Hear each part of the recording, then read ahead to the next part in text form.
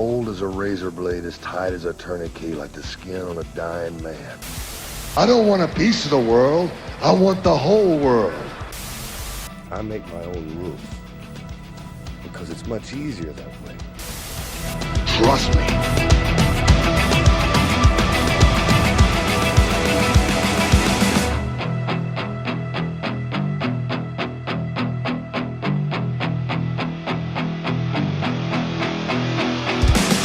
Hey, what's up, everybody? I'm Marcus DeAngelo, and this is The Snake Pit with Jake Roberts. Jake, how you doing, brother? Man, I look great. You know, if I was a chick, I'd do me.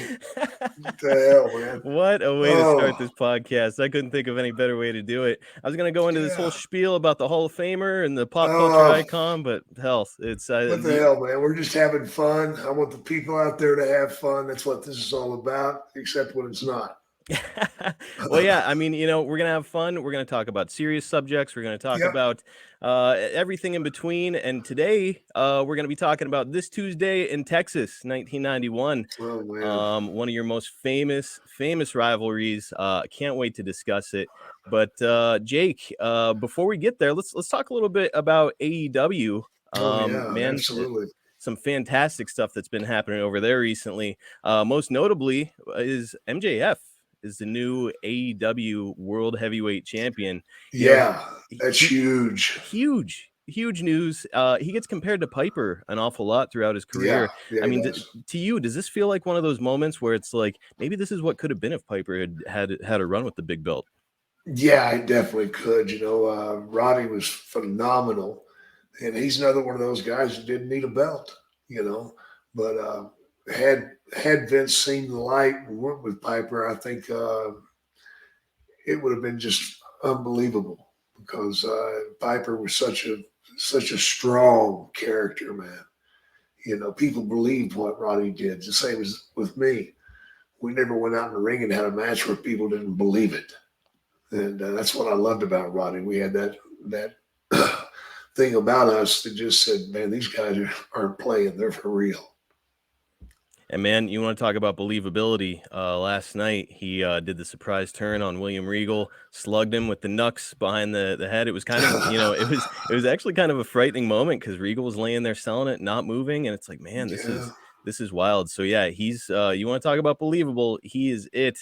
Believe this. If William Regal went down, he had to give him a good shot because William Regal is a friggin' horse.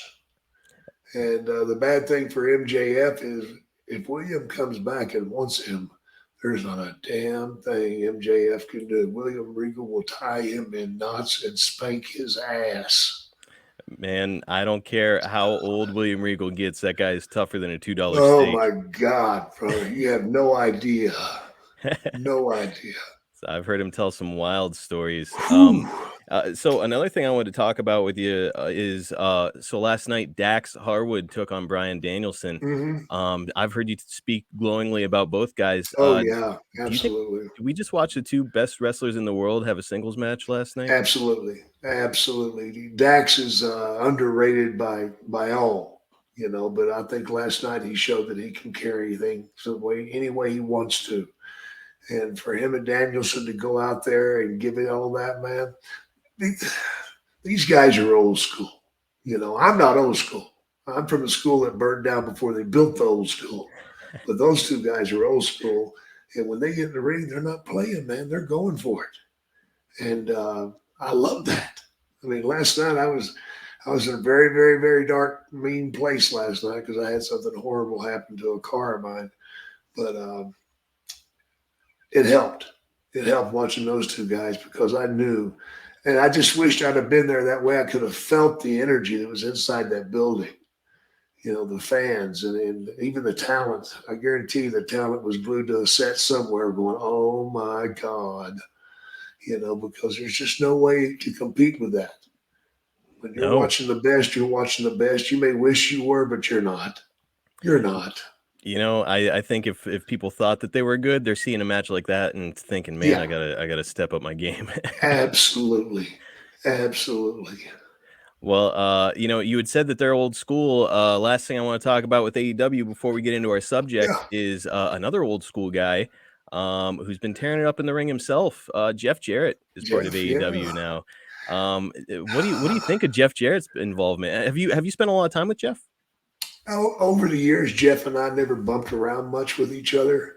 Unfortunately, for both of us, I think we could have made a lot of money together. But seeing Jeff there is just great because, anybody that has been the other places and gets the opportunity to go to AEW, they get a taste of the real deal, man. They get a taste of being treated like a man and being treated fairly. And you may not like the directions AEW goes sometimes, but let me tell you, they do it with class. And it feels good to be treated like that. And I'm sure Jeff, just like everybody else that comes in there, just like, when Mark Henry came, he's got his mouth open, walking around going, oh, because it's a completely different animal than what you're used to with Vince. Vince, you're on pins and needles all the time. But here they just want you to go do your thing, man. And he's getting the opportunity to do it. And he's going to be doing it with Sting. That'll be good. It'll be good stuff. I guarantee you that. It'll be exciting. You'll be on the edge of your seat waiting to see what happens next. And I'm looking forward to it. And I wish Jeff the best. That's one of the things that's always stuck out to me about AEW is their respect for veterans in the business. Yeah, Yourself, absolutely. Arn Anderson. I know that Dean Malenko's behind the scenes. So, a veteran presence like Jeff Jarrett there in the ring and behind the scenes, man, it's gonna level them up. It's good for them, man, and they need that. We all need that. No question about it. And you know what else we all need is to get into this subject, Jake. Oh boy. We break down, or I've heard a lot of breakdowns of your rivalry with Randy Savage, but it all always focuses on the Cobra bite, and we're gonna chat about it today. I don't know why. Well, it left an impression on people's minds. It did, but we had a phenomenal match earlier in our run up there. We were on Saturday night main event. That's right. It was an awesome night because let me tell you a little story here. You'll get a little ha-ha out of this. I had made my mark with Mr. Oh my gosh, the head of NBC. Oh, producer Dom, chime in. Ebersol? Ebersol. I'd made my mark with Ebersol earlier whenever I went on the first Saturday Night Live. Hell, I might as well tell you that too. What happened was it was my first time on Saturday Night Live. And I'd gotten to the building early. And to be honest, I sat outside and smoked a doobie. And then I just kind of cruised in, So I found me a good place to sit. And I was just in awe of all the production equipment they had brought. NBC, when NBC comes to town, brother, they bring it all, I mean, I'd seen cables and stuff strewn around for TV with Vince, but whenever NBC came in, man, they brought extra trucks, extra cables, extra people. Big time. And, and the food was unbelievable, and it was just, oh my God, this is the way first class must feel. So I'm there just sitting back, looking at it in awe, watching people run around like mice. And this guy walks up to me and says, you got a part tonight. And here's the script. And he hands me this paper. And I just flipped through a couple of them and I look. And they're telling me to say some really stupid shit. Stuff that Jake the Snake would never say. Corny stuff, Right. And man, it pissed me off. So I yelled at the guy. He'd taken off walking. I said, come here. And he came back over and said, tell NBC to shove this shit up their ass. I'm not doing this fucking crap. You guys don't know who the fuck I am, man. Forget it. Tell him. And he leaves. Well, about 2 hours later, I'm talking to Jesse Ventura. And now everybody's getting there. And I'm talking to Jesse. He's like, what do you think about this, Jake? He says, unbelievable. I'm like, yeah, man, it's crazy, man. The amount of people they got here and all the trucks and all the cameras. And oh my God, this is crazy, man. He's like, yeah. He said, this is what the real world should be. I'm like, yeah. I said, except for that shit they brought me. He goes, what? And I showed him the papers. This crap. So can you see me saying, no, I would not say one word of any of this shit. He's like, oh, that's okay though, Jay. They just kind of give that to you to show you the format that they're doing, and you go ahead and do your thing. I said, well, don't worry, Jesse. I'm doing my own thing because I told them to take that shit and shove it up their ass. He said, well, who did you tell that to? And I look up and there's Ebersol, across the way. And he's talking to Vince. And I went, that fucking idiot over there with the baseball cap on. And he goes, oh shit, Jake. That's Dick Ebersol, the head of NBC. Oh, fuck, Jake, you're so fucked, man. And about that time, they start walking towards me. Jesse says, see you, dude. he don't even want to be around for this shit. Jesse knows where to be at the right time. Yeah, get the hell out of there, man. There's a bomb coming. So they walked up to me and they said, Vince says, Jake, I hear you had a little talk with Mr. Ebersol here. I'm like, I'm sorry. I did not know. I'm so sorry. I was stoned. I'm sorry, man. I don't know what to say. I'm a complete fucking idiot. Please don't fire me. Because I figured I was getting fired right there. Was this your first year in the WWF? Yes. Oh, no. Yes. Oh, no. And I figured I just shit in the box, man. And now I'm fixing to be put inside that box and shipped out. And Ebersol looks at me and he goes, well, you seem to think you know everything. Said, tell me what you would do in that segment there where we're going to interview you. Something different. Something out of the ordinary. I just looked at him and said, I'll strip down and naked and take a shower with a snake. How's that? And that's what they did. That was that episode. Yeah, that was that episode. And he loved it. That is so I saved my ass. I've seen that interview 100 times. I never knew the backstory. That's fantastic. Oh yeah.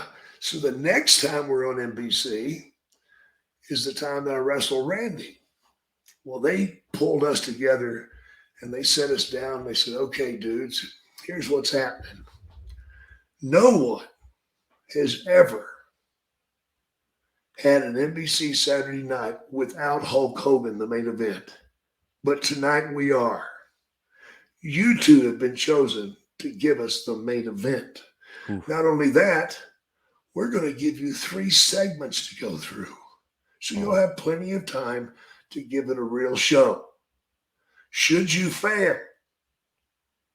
And when I talk about failing, I'm talking about the numbers changing whenever we go to break. If we lose the fans during break, you guys will be doing your next wrestling in Poughkeepsie, New York on a local television station. Oh, no. And I'm like, fuck it, man. Fine. I got this. Randy, on the other hand, went fucking ape shit crazy. Oh my God, good almighty, what are we going to do? Holy shit, we got to do some more. We got to do this. We got to do that. We're going to have to jump off the top of the fucking building. Oh my God. And he's walking around, Jake, it's your fucking, oh my God. And I'm like, dude, what are you doing, man? He goes, man, we got to give them some shit they've never seen before. I'm like, you're wrong, man. You're wrong. The reason we're getting this opportunity is because of what we've done before. Our style, the way we go in and grit it out. That's what they want. They don't want us to go out there and be somebody we're not. I don't think so, Jake. We're going to have to fucking go. And I'm like, holy shit, man. So when we went out and started that match, man, I just had to let Randy go off on me until he got tired. Then once he got tired, we went to doing a good match. But we made it. They loved it. Now, and of course, that was 2 or 3 times before we do this thing this Tuesday in Texas. Would that have been the first time that you worked with Savage? Yes.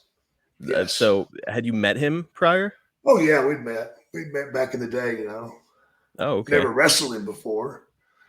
But Randy's wired tight, man. He was amped up. I know in my interviews, I said, Randy, you got to quit eating the coffee grounds. Just drink the coffee. For Christ's sake, brother, step down a little bit, man. You're going to blow up. And we're going to get into a little bit of his, what headspace he was in during this period of time. Madness fit him perfect. The absolute Mr. Madness, which we'll get into as well. Well, so the lead up to this Tuesday in Texas, it really started at SummerSlam 91. You and The Undertaker had a very unique wedding gift for Savage. I want to go ahead. I look good, huh? Like $1 million, man. And I definitely want to watch that at some point. I think we're going to do a watch along of that and the lead up to it. But I do have to ask, during this period, I'm wondering where your head was, because the Ultimate Warrior thing had just fallen through. Yeah. And you were looking forward to that, but he was kind of being an asshole through the whole thing. I'd taken a month off while we did those damn vignettes, which are fantastic, by the way. Yeah, they were fantastic. Plus, oh man, the beginning of it was I was in Orlando, Florida, and Blackjack Lanza came to me and said, Vince wants to talk to you on the phone. I'm like, holy shit, what have I done? And I'm trying to figure out what I've done wrong. And I go to the phone. He's like, Jake, we'd like to give you an opportunity to wrestle a Warrior. I'm like, really? I'm getting a shot? He said, you're getting the shot if the Warrior will agree to it. I'm like, do what? He's like, yeah, you need to go to the Warrior's dressing room and talk to him and ask him if he'll wrestle you for a while. Well, you're fucking kidding me, right? He's like, absolutely not. If he says yes, you'll wrestle. If he says no, you won't. Unbelievable. So I got to go kiss this guy's ass to wrestle him? Absolutely. So I had to go and knock on his door and like, Mr. Warrior, Vince has told me he would like for us to get together and I would love to work with you. Now here's what he says to me. I don't give a fuck what your fucking deal is, man, where your fucking head's at, what your family problems are, your fucking kids, nothing. You understand? I don't give a shit about any of that. I don't care what you want to do out there. You're going to do what I want to do out there. You got that? I'm like, well, I understand, man. I said, I just want to go out and don't worry about nothing. Here's the thing, Jake. You got fucking problems. I don't want our problems to get in the way of my fucking money. You got that? Of course, he was referring to me being suspended once. Mm-hmm. And I'm like, yes, sir, I understand completely just exactly how you feel. And then for him to fucking get fired. You go through all that only for him to get fired afterwards. And to get fired. And I'm the one that gets to carry the empty fucking bucket. Oh. Because that was going to be my big run. Right. My opportunity to finally be on top and get the money. That's the thing, to get the money. I mean, because until then, you're not getting the money. You're getting fed, but you're not getting the money. Podcast fans, huge ad-free shows announcement. The premiere of Click This, the Kevin Nash podcast, is coming to ad-free shows live next Tuesday at 9 p.m. Eastern. That's December 6th for a live watch-along of his world title match against Goldberg from Starrcade. It's happening next Tuesday on adfreeshows.com. Here's the deal. All $29 level members and higher on ad-free shows will be invited to join the live watch-along event. And Top Guy members will get to come up and chat live with Kevin during the event. Talk to Kevin. Kevin talks to nobody, barely talks to me, and I'm his co-host. This is a once-in-a-lifetime opportunity to chat one-on-one with Kevin and watch this live watch-along next Tuesday, adfreeshows.com. I guess it's all's well that ends well. In the you wound up working with Savage and wound up being this really iconic period of time. But man, what a kick in the nuts! Yeah, it was horrible, brother. And I remember Vince looking at me and saying, you got the worst goddamn luck. Because that's the second time I got robbed. Oh, we're talking about the first time next week. It was with Hogan, so yeah, we're actually coming up on the 36-year anniversary of that, which is why we're discussing it next week. Right. Well, so after the Warrior deal, you start working with Sid, but it was not to be for long. Yep, I've got this from the Observer. Justice suffered a tendon injury in his left bicep on 10/7 in Orlando and has He's been out of action ever since. The latest word we had was that he was going to get the final word on whether or not he would need surgery on 10/21, and if he did, he'd have surgery later that week. So Sid's his injury opened the door for you to work with Savage, but was that the plan all along? Because it kind of feels like, I was going to say, absolutely not. It feels like the right approach would have been for you to defeat Sid on the way to Savage, right? That's not the way it went. I had to go out there and make Sid look good. When did you first cross paths with Sid in your career? Oh, God. Earlier, I'd met Sid a few times in different places, that's about it. He never wrestled a territory with me. I wished he had, because I could have taught him a lot. Right. I liked Sid, but in the ring, he had, he's got this monster body, mm-hmm. and he just destroys it. All conception of wrestling. He didn't understand the business and how to get over other than his body, but his body got him over. Man, he was decent on interviews too. Yeah, I mean, in 1995 when he became Psycho Sid. Sid, that was a perfect label for him. Good, like those promos he was doing, those intense looks on his face. I love Sid. God. Yeah, man. I'm a Sid guy. Psycho Sid. We used to call him Baseball Sid. Softball Sid, not baseball. Softball Sid. Because he loved to play softball. So I think that might be a T-shirt for us. He played softball professionally. So he loved it, man. I mean, there were stories of him being in different territories, and spring would come along and he'd disappear. Yeah, I was gonna say, rumor has it that he wasn't super passionate about pro wrestling. No. He would often take off to go and do softball. Was that was your impression of him overall? Yeah. Just not super passionate in it for the money. Yeah, he was honest about it though. I mean, you can't really ask for more. He's being himself. No, he's doing what he loves. I can't stand in the way of that for any man. And he's what Arn Anderson would probably call a monster truck or a dump truck or something like that. One of those guys that just runs through you in the ring. Yeah, well, I'm sure that he would have a lot to say about Sid. they do have a bit of a history. Yeah, they do, man. It was a horrible thing to happen too. Oh gosh. Well, were you optimistic that you could get the best out of Sid despite his limitations? Yeah, absolutely. I mean, that's one of the things that got me where I wound up is my ability to go out and wrestle anybody and make it really good. It didn't matter if it was Andre, who when I wrestled him, he could not get up and down. If you knocked him down, he was like a bug on his back. He just couldn't move his arms, and that was it. So I never knocked him down in a match, if you think about it. And if I had him staggered, he was always near a rope so he could support himself. And that's the reason he couldn't work with Hogan every night. That's also the reason that when he worked with the Warrior, it was a 2-minute match or less than a minute sometimes. Because Warrior wouldn't be able to protect him the way that you had. Warrior didn't understand how to do those things to work around him. Right. The great wrestlers are said to be able to work with a broomstick. Mm-hmm. Now, I've wrestled a broomstick several times just to see if I could do it. And I did it. In fact, I got beat 2 out of 3. Son of a bitch got me, man. The damn broomstick went over. Oh, brother. He knocked the dog shit out of me. Clotheslined me one time. I thought he'd kill me. Well, everybody knows you're a hell of a worker. Another guy that's a fantastic worker who's just coming into the territory is Ric Flair during this era. Yeah. So the Nature Boy comes in and he jumps with the belt following some big issues with Jim Herd. Jake, I know you're an old school guy, and recently you made some headlines on your former podcast here, DDP Snake Pit, where you were saying that Bret Hart got what he deserved in Montreal because he wasn't willing to do business. Damn right, man. I can't stand these guys that once they're given the opportunity to hold on to that belt, they decide they're not going to give it back. Mm-hmm. Are you serious?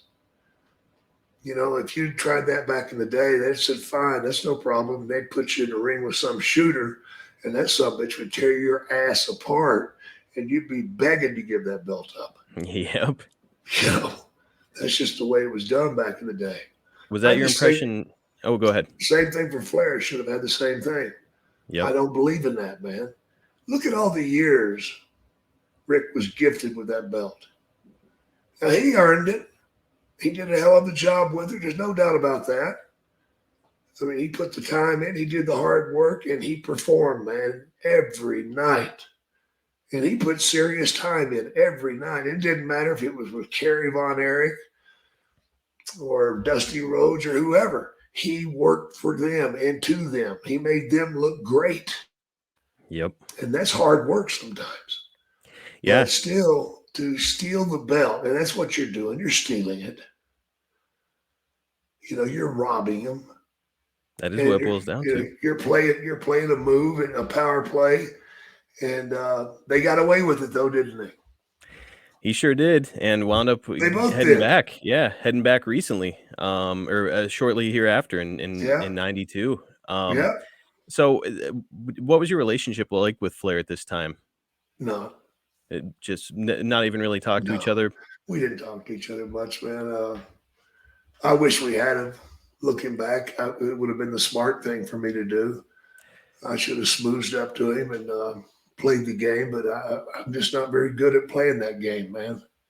It's not that I don't respect him, because I do respect him and I do love him for what he does in the ring, but I don't think that I should have to kiss his ass, man.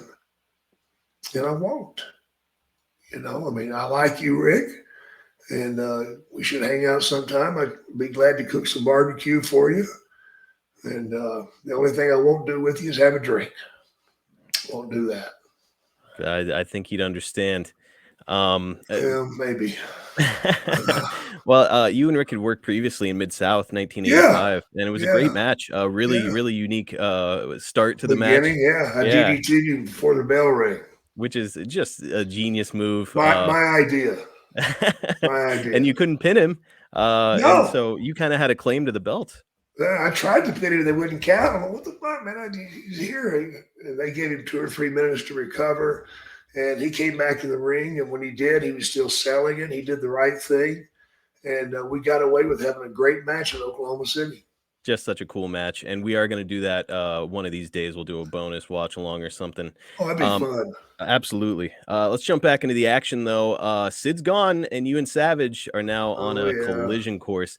So your relationship with Savage overall, pretty good over the years? Oh, yeah. Yeah, we got along well, man. I was probably telling him a dirty joke right then. You did have a sly look on your face. Oh, yeah. You know, I wasn't talking about wrestling, I guarantee you. Look at that chick over there. She's got her skirt hiked up. I think she must like me. More than likely. So, man, we're hitting the high spots early in the podcast. I'm just being real, man. That's what I love about you, brother. So Savage had been defeated by Warrior at WrestleMania 7 earlier that year. Yeah. So he was out of in-ring action. Clearly, he wasn't ready to take a back seat just yet. And as the rest of his career would show, he continued to work in the ring. Did you ever talk to him about his desire to step back in the ring? No, it's the same thing we all go through, man. You know, once you've been in the ring, you can't give it up. You know, the opportunity to go out there and perform in front of the fans and feel that energy and that rush that you get from it, that's the greatest high known to man. You know, you get that adrenaline pop, man. Woo, boy, nothing hurts. You feel like you're on top of the world. I never, ever had a problem in the ring. But outside the ring, I had problems. Because inside the ring, I was in control. I knew how to make the people sit up, stand up, sit down, cry, throw shit at me, want to kill me, and then have them want to love me. You know, that's what you could do. You could juggle their. I called it, for lack of a better term, masturbating their emotions, because that's what you're doing. I've never heard of it that way. You're getting right to the edge, then you pull it back. You know, and it's the same thing when you're making love. Hopefully you don't go out and hit the DDT first. You know, in the first few seconds. Right. Hopefully you'll wait till the end, you know. Right. Give the girl a chance, man. Come on. I smell a social media clip out of that one. Oh, probably. Well, you continued to goad him in a series of promos until you Yeah. coerced him into the ring. He's doing commentary with McMahon and Piper on Yeah. Superstars. And we're at a moment that fans are very familiar with. We've got this from The Observer. Two main angles at the televised taping, 1021 in Fort Wayne, Indiana, approximately 6,000 fans in an 8,000 seat building. The main angle saw Jake Roberts win a squash match and start insulting Randy Savage. Savage hits the ring. The ref steps in and stops him and warns him that if he gets in the ring, he'll lose his announcing job. Savage stops, but then is jumped by Roberts, who ties him up in the ropes and keeps sticking the cobra in his face for about 30-second intervals before Roddy Piper ran in for the save. All the agents and Elizabeth came out, and Savage did a stretcher job and ended up falling off the stretcher, which is funny, while Roberts was in the ring laughing. It's got a lot of reaction live and upset a lot of kids in the audience. Oh, yeah, it sure did, man. And upset Randy, too, because, you know, as my Randy, before we did that thing, had come to me and says, Jake, we're going to pull the angle tonight, brother. You're going to hook that cobra up to my arm. What do you think about that? Yeah, I dig it. I'm like, yeah, sounds great, Randy. He's like, I got to ask you something. Are you sure that snake's been fixed? I'm like, what? Fixed? Randy, you think I would put a real cobra on you?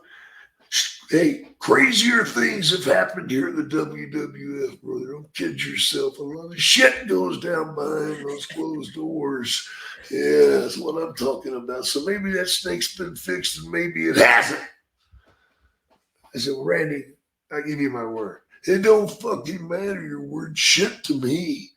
Oh, no. What we need to do is find out if that snake's been fixed. And here's how we're going to find out, Jake. Snake man. Yeah. You need to hook him up to you first. Can you dig it? And I'm like, dude, I'm not doing that. Well, if you don't fucking do it, we're going to have to fight. That's what we're going to have to do, goddammit. Get the fuck up.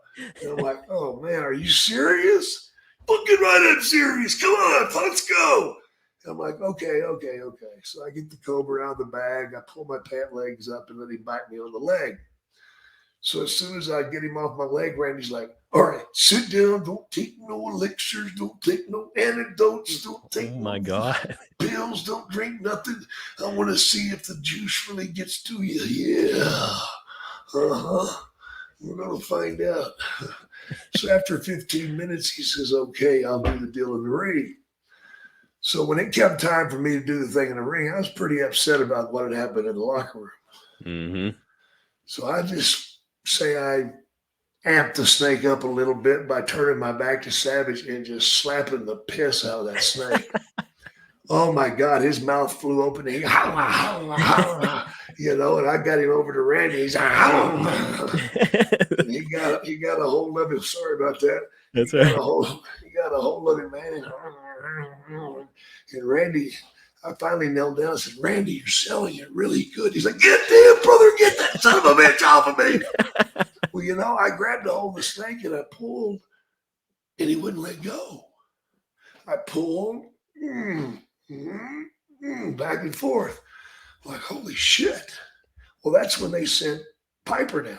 Piper, who's deathly afraid of snakes, stands about 15 feet away and yells at me, Vincent, get the snake off of me. I said, I'm trying. So I'm pulling. Now he sends Elizabeth down.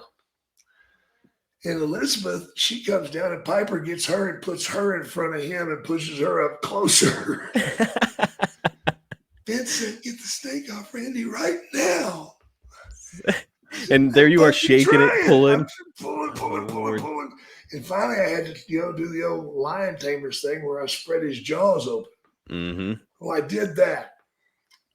But I remember Randy told me, he says, once he lets go, you need to come back to me because I may want you to hook him back up. I want this angle to work. Yeah. So I went over and said, Randy, you want me to hook him back? Get this fucking thing away from me. Are you kidding me? Oh, my God. It was funnier than shit, man. Man. It was really hard to keep from laughing for me. You really had to hard. be on, like, as you're walking back to the locker room, you got to be on cloud 9, right? Oh, Like that brother, are you works. kidding me? People were throwing shit, yelling shit at me. Kids crying. I finally felt at home. I finally felt at home. Speaking of the Cobra, we got this. Oh man, that thing is awesome. It's Is like a that cool? Greek. For those of you who are just listening, not watching on YouTube, he's Look got at this the bottom of that. Greek statue made by Sin Bodhi, Yep. the former Kazarni of WWE fame. And man, it is so cool. Jake's holding out a cobra, and I think we're gonna have that up for sale at some point in Yeah. jakethesnakeshop.com. Look at the base of it. It's got so much stuff to look at, man. Anyway, Just badass. that's how I felt, man. I felt like I was on top of the world, and skin was just, I felt like my hair was growing, which I could Right. use today. But so much luck for that. So I'm right there, which is why I'm wearing a hat. I don't need my chrome dome shining off the. Well, you can't because of the lighting. Well, I do want to give our audience a little bit of perspective on what was going on the other channel real quick. So on the same day as this taping, Arachnaman made his debut in WCW. Kevin Nash is taking his big ass to the ring wearing a rubber old man mask and calling himself Oz. Oh, great angle. Oh, great angle. Speaking of great, your buddy DDP is out there looking like a lost and found came to life with all the gimmicks he was wearing. He had 200 gimmicks. Unbelievable. He was the gimmick, man. Still is. In my head, Jim Hurd hears about this and he's like, "Man, how am I gonna compete with that? Oh fuck, I got it." 6 days later, Abdullah the Butcher gets fucking electrocuted at Halloween Havoc 1991. So that's what's going on with the competition, Jake. That's called strong effort, man. Desperate men do desperate things. They're trying, WWF. It didn't matter. You're not going to top what we did. No, I mean, No way in WWF hell. always gets, stamped with that. Oh, they were cartoonish in that era. Yeah. But man, yeah, you were wasn't. anything but. I never was a cartoon, man. I refuse to be that. If people want to watch comedy, get it off my ass real quick. You were deadly serious, and something else that we've all got to take deadly seriously is our online security and protecting ourselves True that. with NordVPN. So nowadays, you cannot be too careful when it comes to protecting yourself from people online stealing private data and invading your privacy. But what if you're not tech savvy? Well, NordVPN is a one-stop shop for all things cybersecurity. It's incredibly easy for me to use. With just one click, I'm protected. I don't have to be a tech genius to use it. With my NordVPN account, I can have up to 6 devices protected. I no longer have to worry about hackers or malicious sites or pop-ups. But that's not it, Jake. NordVPN has also got you covered when it comes to entertainment. Have you ever gotten really excited about a TV show or a movie and you find out it's not available in your country? Oh, God, yeah. It happens to me all the time, but with NordVPN, I can switch my virtual location on my device with one click, and I can access streaming services from over 60 countries at no extra cost. No 60 way. countries all across the world. It opens up so many more opportunities for entertainment that you just wouldn't have without NordVPN. And here's the best part, Jake. It's the price of a cup of coffee every month, which is that's it. Small price to pay for this premium cybersecurity and access to a vast amount of entertaining content across the world. So grab your exclusive NordVPN deal by going to nordvpn.com/DDP Snake. Yep, we're still using DDP Snake for the remainder of the year, but we're going to be the Snake Pit probably next year. But that'll get you, it will get you a huge discount off your NordVPN plan, plus 4 months for free. It's completely risk-free with Nord's 30-day money-back guarantee. That site again is nordvpn.com/DDP Snake. Get over there and take care of your cybersecurity. That's crazy. Dude, a cup of coffee every month, and you get to protect yourself, get all that access. Come on, unbelievable. If you're not doing it, you're missing out. I mean, the protection is like putting a condom on your computer. which I mean, you need, right? Oh my God, are you kidding me, man? I know Hacksaw was telling me he got ambushed or whatever they call it, sniped or what is it? Hacked. Hacked. That's it. Yep. I should remember the Hacksaw. Duh, Jake. Come on. His Hacksaw got hacked on Twitter. His Twitter went down. It was verified and everything. He had to start all over again. So yeah, it's a mess, man. You got to protect yourself. Savage. I'm doing that tonight. You're gonna get NordVPN? Hell yeah. Oh, I thought you were talking about the condom thing. Oh, All right, that too. we'll get back on track. I should put a condom on my head because I'm a dickhead. hard to get back on track after Oh this, my but God, we'll I'm find a sorry. way.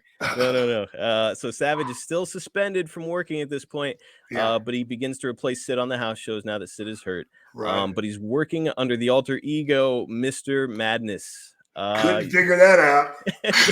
It's who could have known? But you work a series of singles matches with him, most of which end in DQ. Yeah. And then he begins to team with your pal and mine, Jim Duggan, against Yeah. yourself and Taker. Yeah. Jake, did you ever see any of that Midnight Rider stuff they were doing in JCP with Dusty? I was there. I Oh, was there. you were? Yeah, he did that because me and Kevin Sullivan had I dressed up in a Santa Claus suit on Christmas night and had to hand out candy the whole night through the whole building. And if the people had have found me, they would have killed me, man, because I was been barred from the building because Kevin Sullivan was doing some horrible things to Dusty Rhodes. And they were doing a loser leave town match. And I worked my way down to ringside during the cage match. And at the appropriate time, I seen an opening and I handed Kevin, Santa Claus handed Kevin some brass knucks and he hit Dusty and he went down. And that's when he came back with the Midnight Rider. See, I did not know. I did not know that they were doing that in Florida. I knew about it in JCP.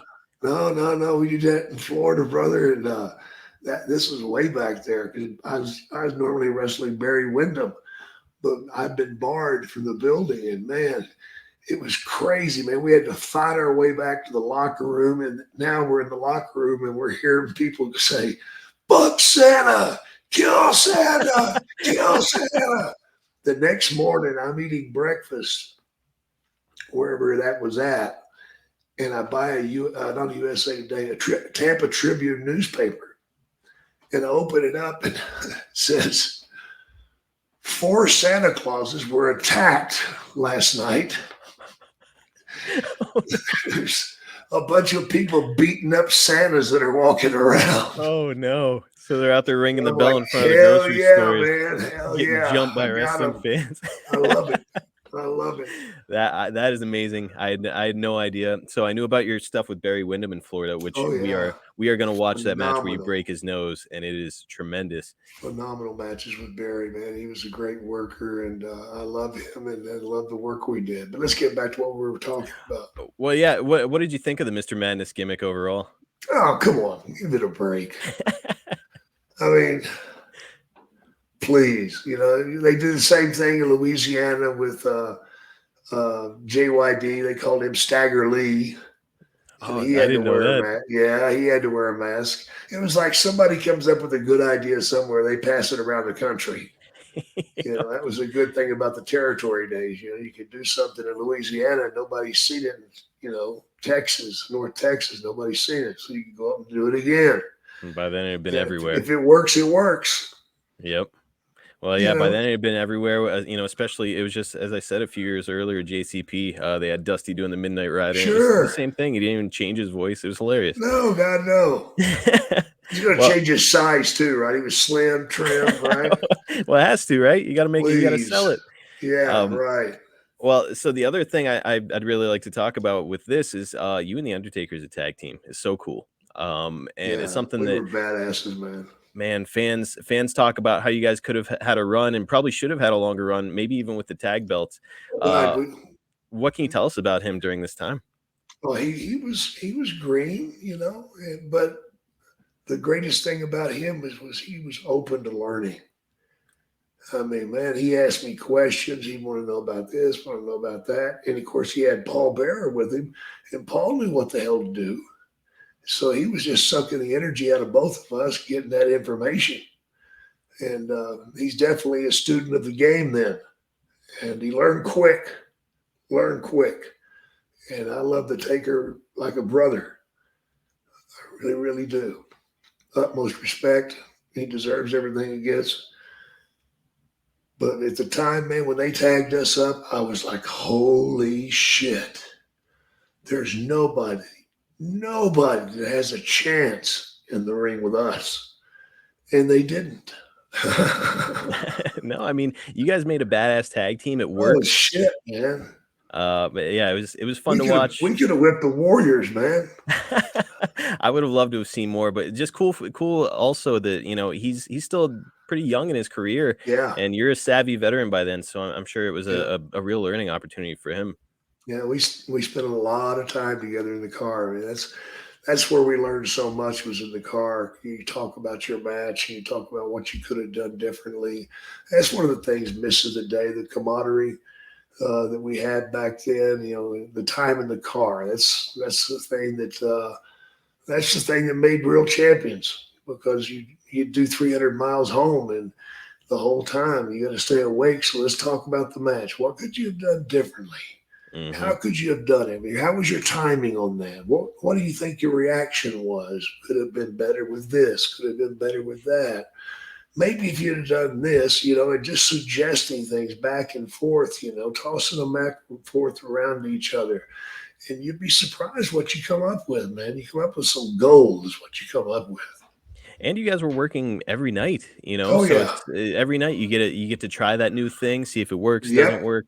Just yeah, no, it's and you know, nowadays they don't even travel together. I think a lot of guys have tour buses and stuff they ride around on. That's crazy. Man, I'm sure it probably give them a little more longevity in the business because they can sleep or whatever on the road. Well, But they're only man, working 3 times a week. Come on. yeah, they're missing out on a lot. Um, Yeah. well, your heel work stirred a fan base rally, which led to Savage's reinstatement by Jack Tunney.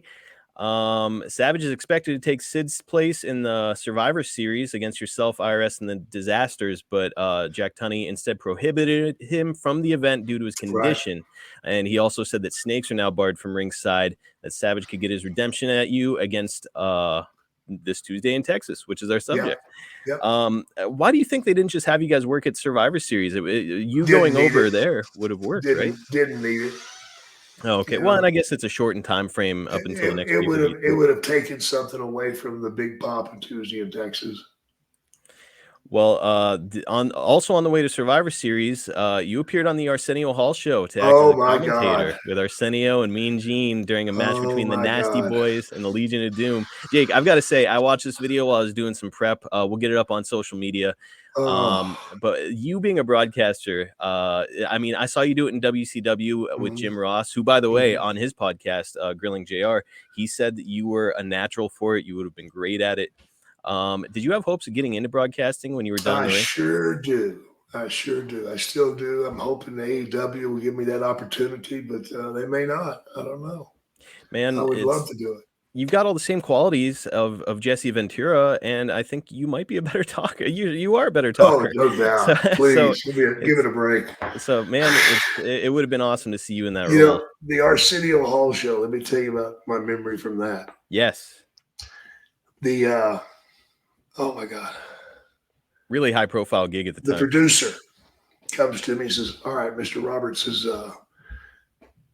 you don't know, do you ever watch our show?" I said, "Sure, man. Everybody watches your show." He's like, "Well, have you ever seen an animal act on our show?" I said, "You know, I don't think I have." He goes, "Well, the reason being is Arsenio is scared to death of any animal, any bug, any spider, a cat, whatever. He's scared to death. So whatever you do not get that snake out." Well, you don't tell me that. That's just asking for it. So yeah, I wasn't going to, but then he made some remark about the gift they had left in the green room for us. Hmm. I'm like, "Are you kidding me? That's a gift? No, I'll show you a damn gift, man." And I dropped that damn snake out on his desk, and he got up and left. He left. He didn't just walk off stage. He ran off stage, and then he ran out the door Like got into a car, left. and left. And I can't remember the comedian, Howie Mandel. Howie Mandel had to finish the show for him. That is When we amazing. walk back, I hear this laughter that is just going crazy. And I look, and it's Bill Cosby. He's laying in the floor laughing because Arsenio ran by him screaming like a little girl. And and Cosby had pissed on himself from laughing too much. So that's the reason Howie Mandel had to go out, or they was going to have Cosby go out, but Cosby couldn't because his pants He were pissed soaked. himself. I'm gonna go on a limb and say that you weren't invited back to the Arsenio Hall You show. know, you're right.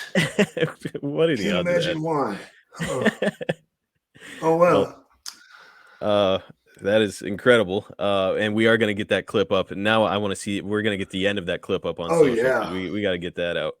Oh, yeah. It's something it's not necessarily great news during this time is Tom Billington, the Dynamite Kid, announced his retirement. He's just 33 years old. He's got those awful back injuries. They covered it on Dark Side of the Ring. Yeah. I haven't heard you talk much about Dynamite in the past.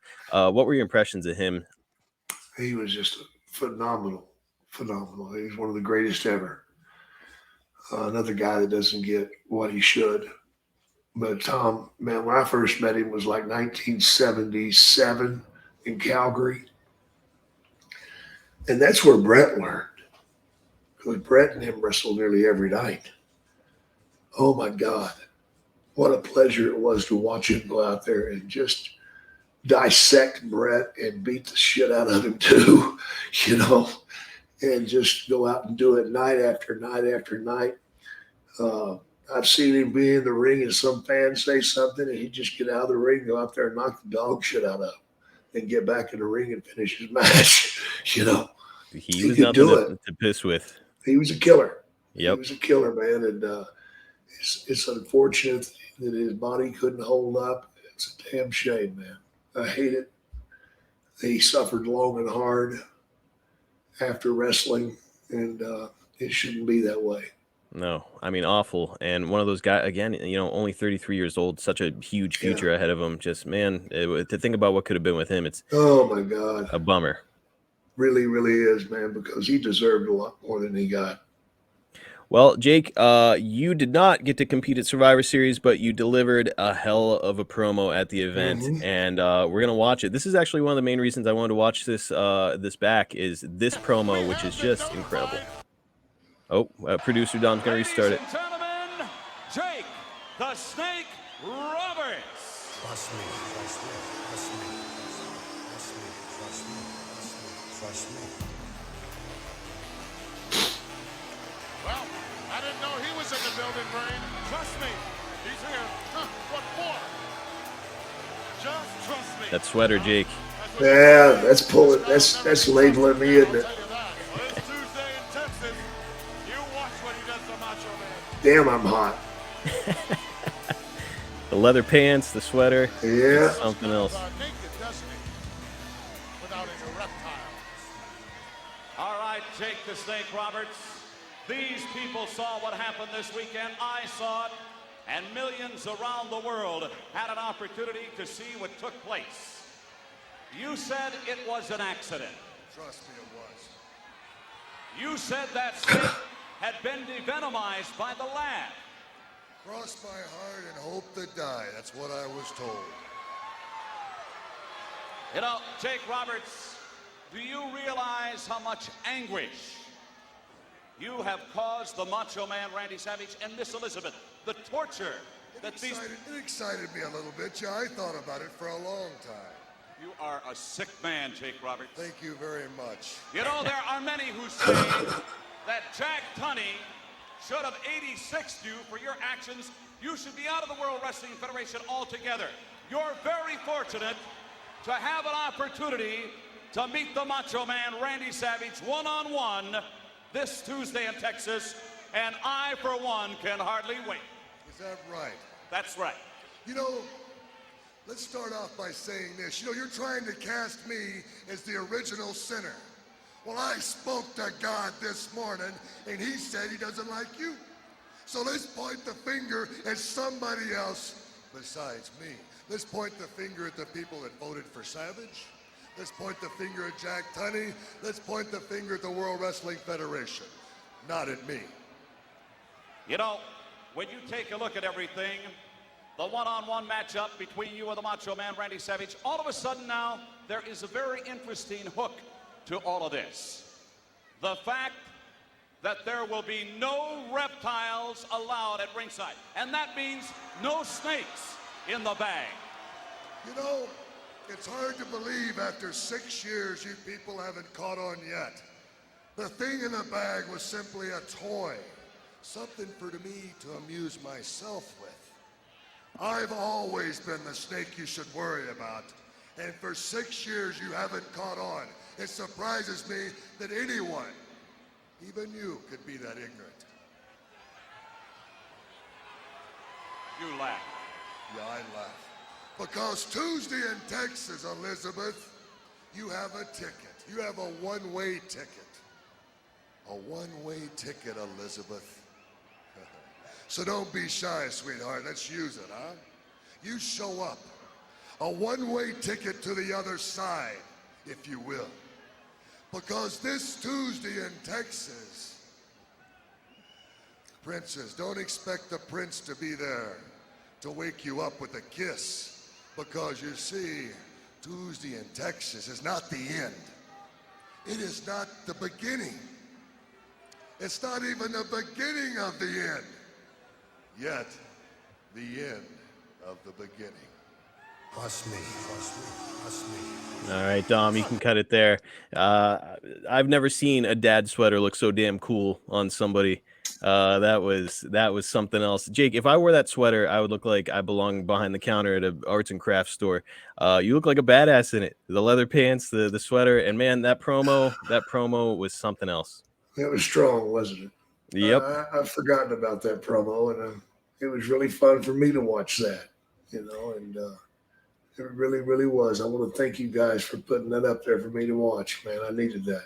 Oh man, absolutely. I mean, it was just unbelievable. That's one of those promos that people still talk about today. What was your process like when you're conceiving a promo like that? Nothing. You just go out there and do it. I just go out there and do it. Just remarkable work, man. A God gift. The only thing I thought about on the promo is I might think about one phrase, and I think in that one was the phrase I tried to remember was, this is not the beginning, this is not the end. This is not the end of the beginning yet. It is the beginning of the end. That was the only thing I tried to remember. Everything else was just off the cuff. Dude, it's chills. It gave me chills. Yeah, it's definitely not my thinking, and God just put the words in my mouth, and they came out that way, man. That was some really good stuff, though, man. Well, we'll have one more video, but we got to take care of a little business real quick with our pals over at Athletic Greens. The best. Oh, dude, I've been on this for about 8 weeks now. Me too. I cannot emphasize strongly enough just what a huge difference it's made for me. I was noticing a real dip in my energy day to day. And on top of that, I was getting really fed up with taking all those multivitamins and supplements every single morning to just get myself where I needed to be. And Jake, now those days are behind me because with one delicious scoop of AG1, I get 75 high-quality vitamins, minerals, whole food source superfoods, probiotics, and adaptogens to start my day off on the right foot. These ingredients support gut health, my nervous system, my immune system, recovery focus, and most importantly for me, it was my energy. In just 2 months, I'm like a new man, and it's really become part of my daily routine, Jake. It's really convenient and easy. Yeah, I like it too, man. One of the first things I do in the morning, I got a little fridge in my bedroom, man, and I got water and stuff in there. And I get it out, take the scoop, drop it in there, shake the bottle a couple of times, and drink it, man. And I'm good. That's all I got to do. It doesn't get any easier than that. You're right, absolutely right about having to take all the multivitamins and stuff, because as you get older, you're starting to take this for that, and I get tired of swallowing that stuff, Right. And especially the multivitamins, because you got to eat a handful of the damn things, and they're like horse pills anyway. You finish those vitamins, you're like, I'm not even hungry for my breakfast now. No, hell no. I'm full. Especially if one gets stuck in your throat, man, and dissolves. That's my favorite thing not to do. And AG1 tastes great. Yeah, it does. That surprises me. That's the other benefit. And it's only $3 a day. I spend more than that when I just step into a coffee shop. I sneeze and it costs me $3. Right. So, I mean, this is a true investment in your health. It's time to reclaim your health and arm your immune system with convenient daily nutrition. Let's make it easy, though. Athletic Greens is going to give you a free 1-year supply of immune-supporting vitamin D and 5 free travel packs with your first purchase. Get started when you go to athleticgreens.com/DDP Snake. Again, that's athleticgreens.com/DDP Snake. Take ownership over your health and pick up the ultimate daily nutrition insurance. Yeah, that's right. I love it, man. Oh, dude, it's fantastic. Can't recommend it strongly enough. Travels well. Everything is great about it. DDP loves it even, you know. Absolutely, man. He's a And health nut. he's got to dissect the shit out of it, you know. He has to know the ins and outs of a duck's ass. He wants to know it all. Yeah, he's one of those guys who's very selective with what he puts in his body. He's damn right he is. Well, Jake, we are near the finish line. We're here. It's after just a 6-day turnaround. You're competing at this Tuesday in Texas. 167 observer readers voted, with the result coming in at 57.5% thumbs up, 40.1% thumbs down, 2.4% thumbs in the middle. Here's what the observer had to say. WWF's experimental Tuesday in Texas pay-per-view took place on 12/3 in San Antonio before a sellout crowd of 8,000 fans. The card had sold out a day or two in advance, and it was well known locally for some time that it would be a pay-per-view show. The 90-minute long show was, by WWF standards, a show run on a shoestring budget with no advertising other than the weekend television, 5 matches, and no production frills.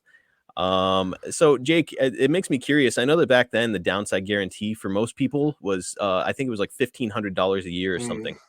So talent involved. I mean, you've got a quick turnaround after a pay-per-view. You're working again. Were you excited? Like, okay, I get another payday, or was it like, man, low budget? You know, I never. And this is one of my downsides. I never kept up with any of that. I never kept up with what I was being paid. You know, I loved what I do, and unfortunately for me, if I had played the office game like a lot of the guys do, and invested some time in promoting myself other than just going out and doing my job, I had a lot more money. But no, I didn't think anything about what I was being paid for it. I never have. Well, you keep it real, and that's one of the things that I think lent to your success as well. We do have the video from the match ready to go. So we're going to watch it back. While we're watching it, we're just going to go over some fan questions. I'll read about what the observer had to say, and then we'll wrap this thing up, Jake. Cool. All right. So if you want to watch, go to WWE Network and you can watch along. We're jumping into the match right now. All right. So this from the observer: Randy Savage pinned Jake Roberts in 6:25 with an elbow drop off the top rope. The match itself was average, but the post match was pretty memorable. Roberts gave Savage 3 DDTs, and Elizabeth came down and kept begging him to stop. Roberts pulled a bag out, and they pretended there was a snake in the bag and teased it for quite a while. It climaxed with Jake slapping Elizabeth before Jack Tunney, Dr. Pat Patterson, Dr. Rene Goulet, and all the like made the save. This was about the most dramatic angle I've ever seen. So right now we see a pretty dramatic outfit on Randy Savage. Good Lord. Look at that. The hat. Yeah. What the hell is that jumping off at me? I didn't know it was Randy with that. I thought it was a hooker. Meltzer would go on to say that they needed something big for you to draw as a main event heel. But I think that's bullshit. If you're watching any of what you're doing, I mean, you were doing some of the best heel work of your life. I'm just going to venture a guess that you were not feeding Meltzer any info during this time, right? No, I never was a fan of Meltzer, sorry to say, but I never followed his act. Right. He wasn't super anxious to put you over, but begrudgingly he said it was about the most dramatic thing he'd ever seen. So you got to give him that. He recognizes absolutely. when something's great. We can jump into a couple fan questions as we watch here. Jake, Sure. if anything stands out to you, by all means, stop me and you can comment on it. But so Kyle, at Kyle 198019990, that's a weird long name. He's on Twitter. He says, "Hello, Jake. What did you think of your new Trust Me entrance theme during this time?" I loved it, man. It was time for a change. Same old music every night gets boring, but I like the Trust Me thing. It's pretty funny.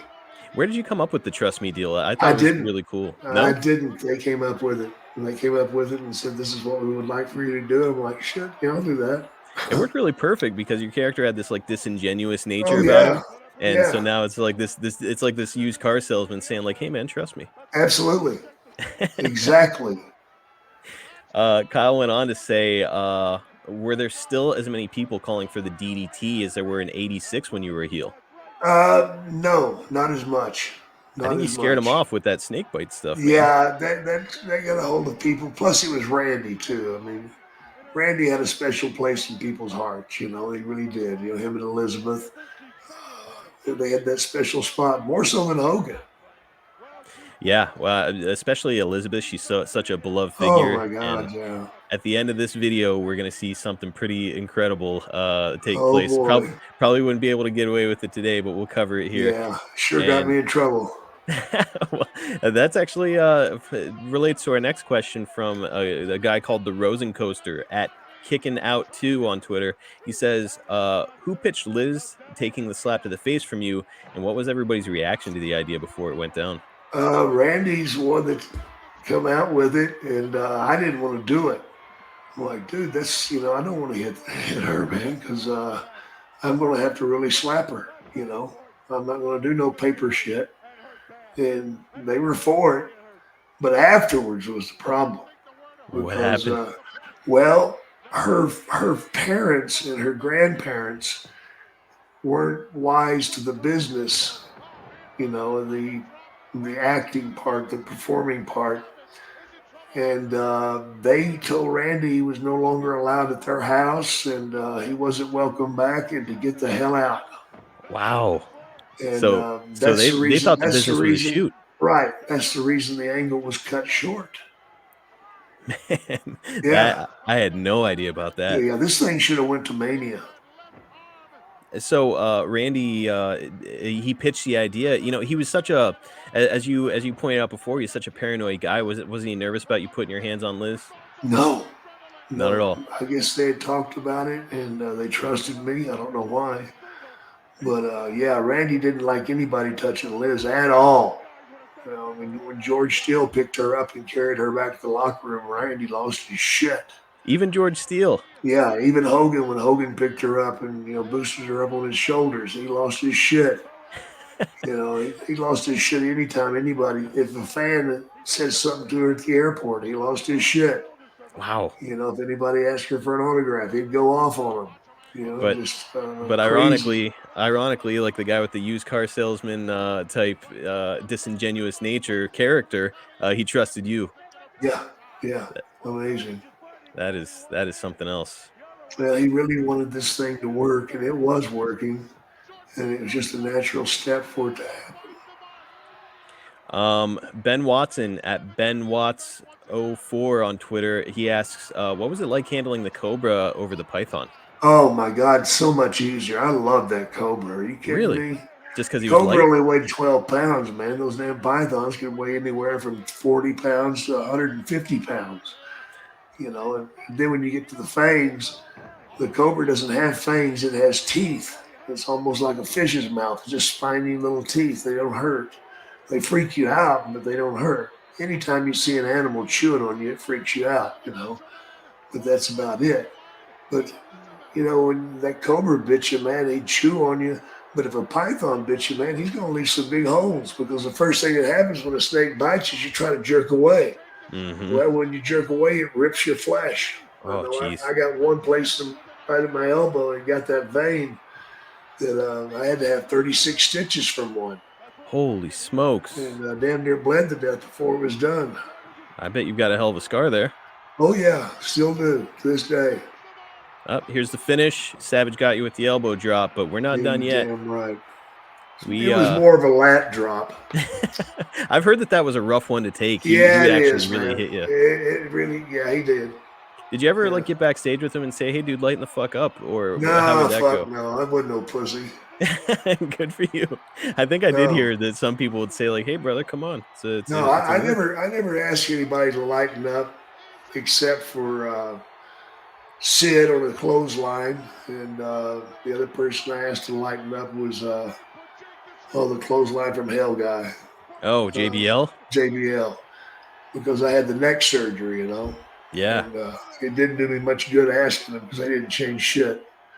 So in retaliation, I made sure that during the match I got 2 or 3 good ones in. Man, JBL always brought it with that thing, so I don't blame you for asking him to. It's ridiculous. There's no need for it. No, I mean, come on, it's you take a better bump if you can trust the guy, Yeah. Got one more question from the fans. It's RSC_388 on Twitter. Always heard that the original plans for Mania 8 were Savage versus Jake and Sid versus Undertaker. You touched on that a little bit. So that was the plan until Miss Elizabeth's parents had something to say. Yeah, they screwed me out of a lot. Man, that's a bummer. It's fun to think about what could have been, but I mean, you wound up having a pretty good match there with Taker too. Oh yeah, yeah. All right, here we go. You're getting your heat back. Yeah, it's amazing that I was able to do it. Well, with probably a couple broken ribs after that elbow drop. Nobody sells like this anymore. No, and look, I mean, I just watched this match before we started, and you're going to go into the corner and kind of take a minute to recover. Man. Just expert sell job. Made sense. Yep. Nobody sells like that anymore.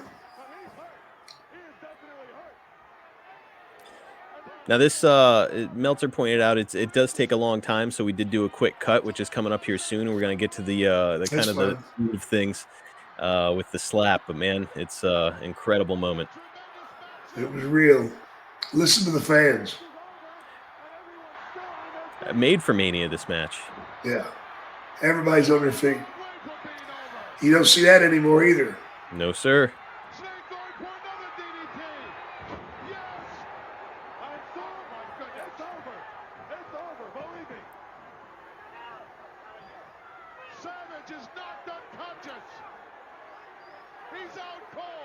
Here's a quick switch to you berating Liz. Oh, yeah, I'm telling her. Beg for that man. Beg for him. God, that turned me on. Again, you're looking at the shit that's going on the other channel, and there's nothing like this going on. No, this is serious. Everybody can understand that. Me bitch slapping Randy, and it still turns me on. Well, we've got a pretty salacious promo right after this from you. We're talking about Liz, and it is fantastic. Here we go.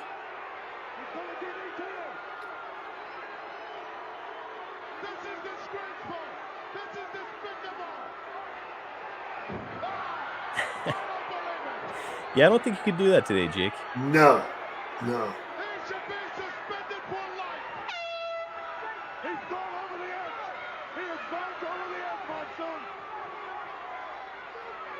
This is the other underrated part of this match, is you've got the bag, you're teasing that the snake is in there, and that's what they're afraid of this whole time, and then you reveal there's nothing even in the bag.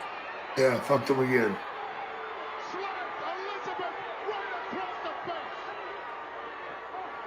See how I respect the referee, though? Yep. That's where you get your heat. There's no heat if you just disrespect the referees or you know. Jack Tunney? Yeah. Sorry it happened. There's nothing in there, I promise. So how does that work, Jake? Is showing the referee's respect actually gives you more heat? Damn right he does. Damn right. If you don't respect the referee, then the referees aren't doing their job. That's what the fans are thinking. Referee, do something. Then when the referee does nothing, they're like, fucking referee's a piece of shit. I gotcha. So it puts the heat on you instead of the referee. Yes. Christ.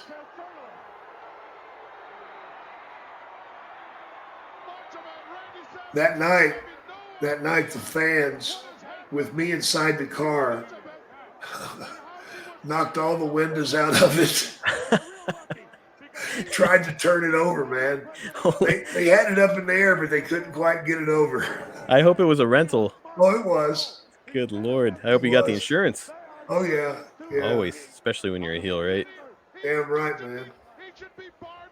I used the Diners Club. They give you automatic insurance. Oh, nice. Yeah, save you a lot of money. So that's in the parking lot as you're going to leave? The fans are waiting for you? Yeah, trying. They had my car inside. Whenever I drove off, fans closed in on me and blocked me. It was either run them over or whatever. How did you get out of it? I just kept moving forward, never stopped. There you go. So like not speeding forward, but just lurching forward. Just yeah, lurching forward a couple inches at a time. Had that ever happened to you before? There's a few people that went down, but nothing serious. Well, I didn't I'd run say over they deserve anybody. it. If they're trying to assault you, I would say it's deserving. Well, yeah, but you still have to go to court, don't you? Yeah, I guess so. All right, Dom. Whenever the interview starts here, crank it up a little bit so we can track it. Because man, this promo from Jake is out of this world. Pretty raw. Congratulate me, Gene, huh? After taking a look at that, you are a bona fide sicko, Jake Roberts. Hitting a woman, how could you? A woman? No man wants a woman that's going to lay down and grovel and beg for somebody's life. If it's a woman that I want her to stand up. Stand up and be that. Be what I want. As far as slapping her, yeah, I slapped her, but I'll slap myself. I'll slap you, Gene Okerlund. But I'll tell you something, Randy Savage. DDTing you was fine. That really felt good. But the best feeling I've ever had in my life is when I grabbed a hold of your woman's hair, man, and jerked her up off her knees. That was good. And then when I put my hand across her face, my man, it felt so good I should have to pay for that. Yeah, I pay to do that. So the next time you think about crossing this snake's path, and a snake chooses its own path where nobody else wants to go, again. But if you do decide to, please do me one little favor. I'm begging you. Please bring her back. Let me touch her again. Oh, get out of here, please, Robert. I can cultivate her into something that even I could want. Please. Trust me. Trust me. Oh, my God. I refuse to. Gorilla Monsoon, let's get back. Get out of here. Get the hell out. Gene selling it just makes it, man. If that don't put me on the A-list of interviews of all time, fuck it, I don't want to be on it.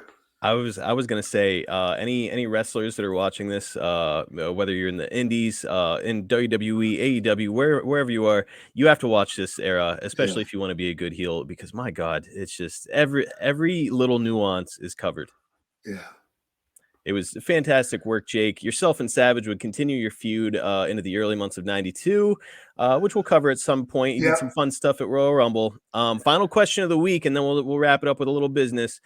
If you had to rank the best rivalries of your career, Jake, from a storyline standpoint, where does this one lie? Oh, it's got to be at the top.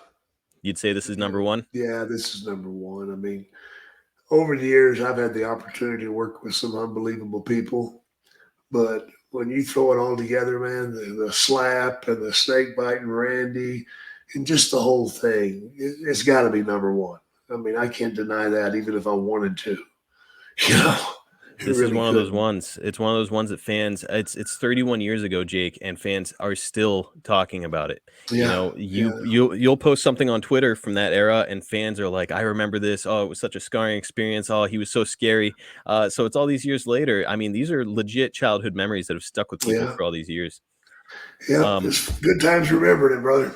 Let's do that business and get out of here. Yeah. We got some good times on the next one, Jake. Yeah. We're doing a personality profile on one of the biggest stars of all time, because in just a few days, on the 10th, we're marking the 36th anniversary of a night that our fans, your fans, our very own listeners, Jake, cost you what would have likely been millions of dollars. We're talking about Hulk Hogan next week and the infamous DDT in the snake pit that never made the light of day. We're talking about Hulk Hogan in general, though. We're going to cover kind of the early parts of his career and certainly that angle. So I'm excited to talk about it. I don't know how you're feeling about it. I would guess all these years later, you're feeling okay. Yeah, I'll get by. Well, and look, open up some merchandising opportunities, which we'll talk about too. Yeah, we got, I'd like for the fans to reach out for me on Cameo, especially being Christmas and stuff. Let me be your Santa. Let me bring you good tidings. Ha, ha, ha. Trust me. That's it. Cameo.com/Jake Snake is where you can find that. Jake's also got an online shop. It's JakeTheSnakeShop.com. You can check that out. If you have a question for Jake about Hogan, you can ask it at SnakePitPod on Twitter. Check us out on our YouTube channel. We've got that up and running. YouTube.com/@SnakePitPod. There's no better way to introduce a new fan to our podcast. If you've enjoyed what we've been doing, please like, subscribe, leave us a 5-star review on all platforms. Hell yeah. one more reminder, you can get the Snake Pit and all the other shows in our network early and ad-free at adfreeshows.com, starting at just $9. That's less than 15 cents an episode each month, plus tons of wrestling personalities and much more. Head over to adfreeshows.com today. Catch Jake on Twitter at JakeSnakeDDT, on Instagram at JakeTheSnakeDDT, and on Facebook at Real Jake the Snake. You can follow me on Twitter at Marcus DeAngelo. You can follow the podcast on all social platforms at Snake Pit Pod. And Jake, we're getting out of here, man. First episode in the books. I love it. I love it. I love it, man. It's just exactly what I wanted. Marcus, I want to thank you for a phenomenal job putting this together, man. I don't know who did it for you, but somebody surely did it for you. Believe it or not, I did all the research. My God, man. That was beautiful, brother. Thank you so much for putting all the hard work in. And for the fans, expect the unexpected from Jake the Snake. We're going to give it to you, and it's going to make you happy. We'll see you guys next week right here on The Snake Pit with Jake Roberts.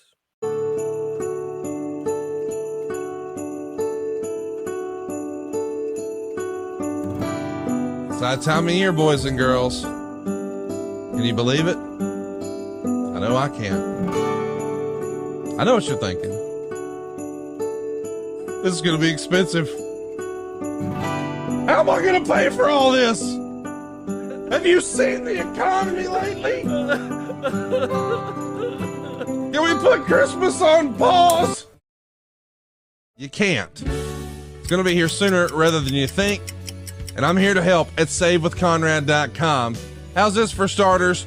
No house payments for 2 months. You don't have to make a payment in December. You're done until January. And come January, you're going to have a happier new year. Because it'll be with no credit card debt. It'll be with lower monthly payments. We can knock out your car payment. We can get rid of your second mortgage. We can pay off all your credit cards. We can get you the cash you need to turn your house into your dream home. And do it with no money out of pocket. Don't get stressed out about the holidays. Just go to SaveWithConrad.com right now. You don't need perfect credit. You don't need money out of your pocket. It just takes a few minutes to get started. NMLS number 65084, equal housing lender. Serious business. Get a lower monthly payment. Make this the best Christmas ever. Skip your next 2 house payments at SaveWithConrad.com.